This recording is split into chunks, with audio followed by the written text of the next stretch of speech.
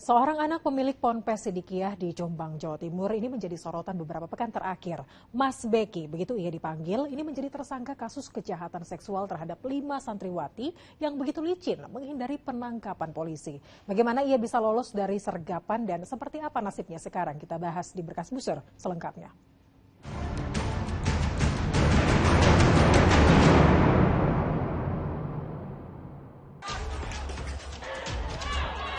Kamera dilarang. Pak, diam, tidak apa-apa.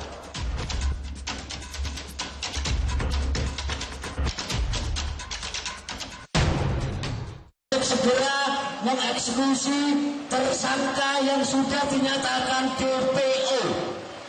Jadi tidak ada istilah yang namanya ada backing, ada permainan. Biar masyarakat tahu dan santri-santri yang lain tidak takut. Tuntutan pendemo yang tergabung dalam Forum Rembuk Masyarakat Jombang di depan Mapolres Jombang Senin 14 Maret 2022 jelas menangkap MSAT alias Mas Beki, anak Kiai Mukhtar Mukti, pendiri Ponpes Sidikiyah. Mas Beki adalah tersangka kasus pencabulan sejumlah santriwati di Ponpes Sidikiyah yang telah menjadi DPO polisi sejak Januari 2022 lalu. Pendemo geram karena kasus ini seperti jalan di tempat. Kenapa kok tidak ditangkap-tangkap? Dan jadi pertanyaan. Karena itu dengan adanya ini kami dari FRMJ untuk segera melakukan hal ini. Upaya jemput paksa terhadap tersangka Mas Beki ke Ponpes Sidikiyah dilakukan berulang kali oleh polisi baik dari Polres Jombang dan juga Polda Jatim. Namun gagal karena selain dilindungi simpatisan Ponpes, Mas Beki juga lolos dari sergapan aparat. Selasa siang, 7 Juli 2022, aparat kepolisian melakukan penjagaan ketat dan juga memblokade pintu masuk Ponpes Sidikiyah di Peloso Jombang. Polisi, baik berseragam maupun berpakaian preman, sudah disebar di sekeliling Ponpes.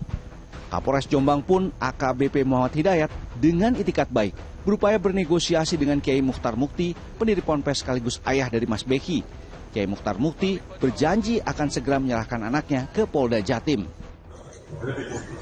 Dan nanti kalau masalah begitu, nanti saya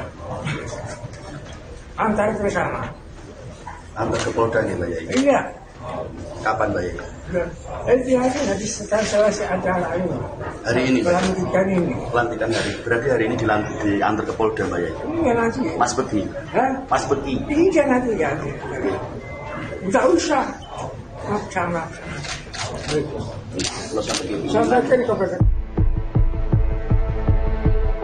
Setelah ditunggu beberapa lama, Mas Beki tak kelihatan juga batang hidungnya. Sekelompok polisi bergerak cepat masuk ke kompleks Ponpes Sidikiyah.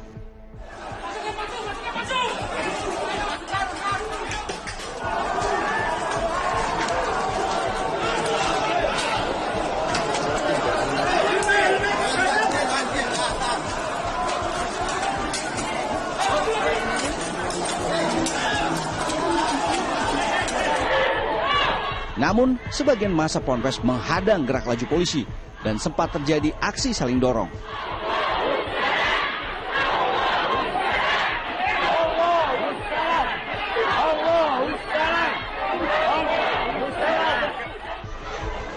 Karena dianggap mengganggu proses penangkapan, sejumlah simpatisan pun diamankan.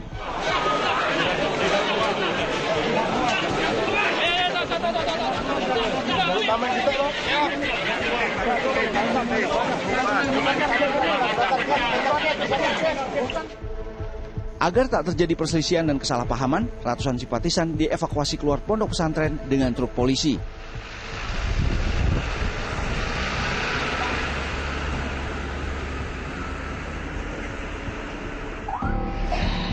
Dan polisi pun masuk ke kompleks Ponpes.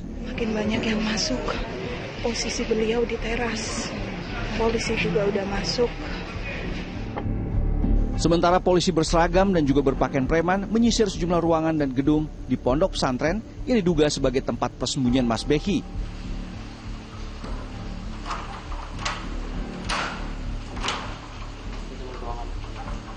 Ruangan khusus Pak, kamera dilarang masuk. Nah, mau kita bawa kamu? Enggak Pak, saya kan menuruti ini Pak. Bro, silakan ngecek, nggak apa-apa, cuman kamera dilarang masuk. Kamera dilarang masuk. Itu nggak ada, Pak?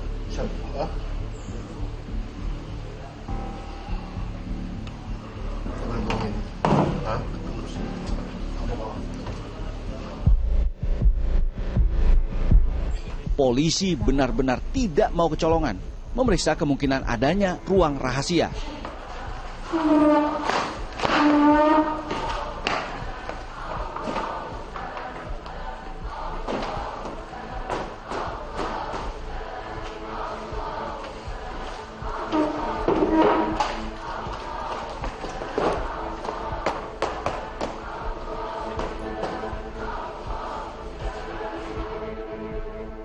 Dan mempelajari CCTV Ponpes untuk memastikan tidak ada celah melarikan diri. Pak, diam, tidak apa-apa. Duduk aman. Oke, duduk aman, tidak apa-apa. Bapak-bapak bukan yang kita cari, bukan. Oh, enggak. Ini apa ini? Apa? Nyantai mawon dia. Tempat apa ini, Pak? Penggeledahan area Ponpes Sidikiyah ini juga menyasar halaman dan pekarangan Ponpes yang memiliki luas sekitar 5 hektar. Hingga malam, penggeledahan belum juga temukan Mas Beki. Sikap hati-hati polisi yang mengedepankan pendekatan humanis jadi sorotan Kompolnas. Yang bersangkutan ini tadi menggunakan segala cara, terutama misalnya bersembunyi di balik ayahnya ya, pengaruh ayahnya, kemudian juga bersembunyi di balik masa pondok pesantren itu. Seperti itu yang kemudian membuat polisi mesti harus berhati-hati karena jangan sampai ada bentrok fisik ya. Ketika sudah waktunya polisi harus bersikap tegas dengan menegakkan hukum, maka polisi harus melaksanakan upaya paksa karena ini untuk keadilan ya dan kepastian hukum. 16 jam penggeledahan dilakukan di lingkungan Ponpes Sidikiyah di Ploso Jombang yang luasnya sekitar 5 hektar oleh tim Resmo Polda Jatim. Dini hari, Mas Beki, tersangka kasus pencabulan 5 santriwati, akhirnya menyerahkan diri.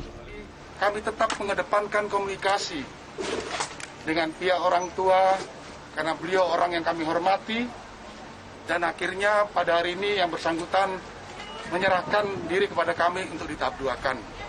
Sedangkan untuk tersangka yang tadi menghalang-halangi proses penyidikan, masih dilakukan pemeriksaan di Polres Jombang, sebanyak ada 320 orang.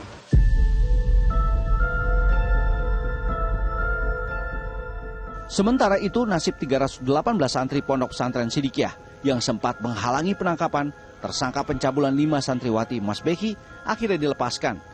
5 orang ditetapkan sebagai tersangka. Yang sudah kita tetapkan sebagai tersangka dan kita laksanakan penahanan hari ini ada 5 orang. Dan kita kenakan pasal 19 Undang-Undang TPKS tahun 2022. Yang pertama adalah Saudara D.